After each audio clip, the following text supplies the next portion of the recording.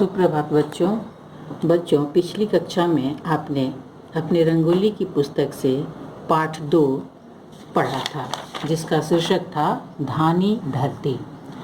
तो इसी क्रम में आगे बढ़ते हुए आज हम इस पाठ के जो प्रश्न हैं इनके उत्तर के बारे में जानेंगे। प्रश्नों के उत्तर पर मैं प्रकाश डालूंगी। तो आइए सबसे पहले मौखिक के अंतर्गत जो प्रश्न हैं इनको देखते हैं हम। प्रश्न संख्या क है, सभी बच्चे प्रसन्न और उत्साहित क्यों थे? सभी बच्चे प्रसन्न और उत्साहित क्यों थे? बच्चे प्रसन्न और उत्साहित थे क्योंकि बच्चों ने सोसाइटी में सफाई और वृक्षारोपण जैसा अच्छा कार्य किया था। बच्चों को काफ़ी संतुष्टि थी कि उन्होंने इतना अच्छा कार्य किया है। ख में देखिए, किसके कठोर स्वर ने बच्चों की बातचीत में विघ्न डाला? कहानी आपने पढ़ा है, चोपड़ा अंकल ने बच्चों की बातचीत में विघ्न डाला। चोपड़ा अंकल ने आकर टोका था। प्रश्न संख्या ग है, चोपड़ा अंकल को कौन समझा रहे थे? चोपड़ा अंकल को गुप्ता अंकल समझा रहे थे। यह हो गया। आइए आगे बढ़ते हैं हम। लिखित के अंतर्गत प्रश्न संख्या 1, निम्नलिखित प्रश्नों के सही उत्तर पर सही का निशान लगाएं। सही का निशान लगाना है जो सही उत्तर है। बच्चे पिछले कितने दिनों से सोसाइटी की सफाई करने में लगे थे? आप जानते हैं कि 5 दिनों से।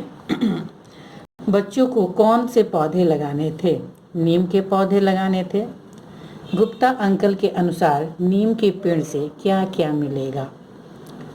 स्वास्थ्यवर्धक वायु, दातुन और निबौरी। तो इसका प्रश्न संख्या 1 सही उत्तर है, हो गया।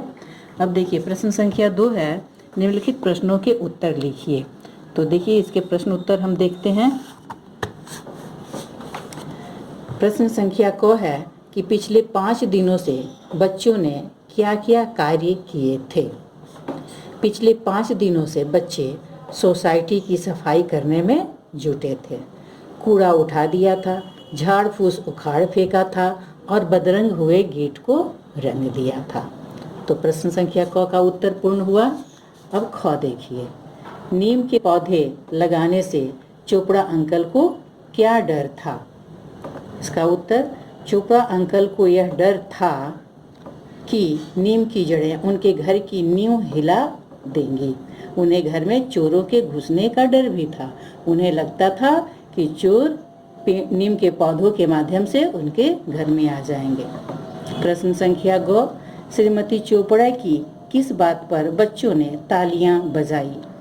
उत्तर, श्रीमती चोपड़ा ने जब यह कहा कि मैं इस पौधे की सेवा और सुरक्षा की जिम्मेदारी उठाती हूँ तो बच्चों ने तालियां बजाई।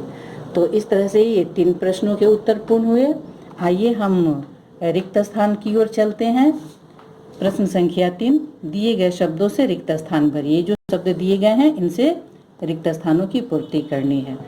सभी के पास कोई ना कोई औजार था। हमारे वृक्ष बादलों को वर्षा करने का निमंत्रण देंगे।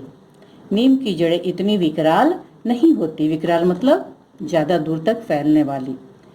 ये तो आपके घर से 8 फुट दूर पौधे लगा रहे हैं, 8 होगा।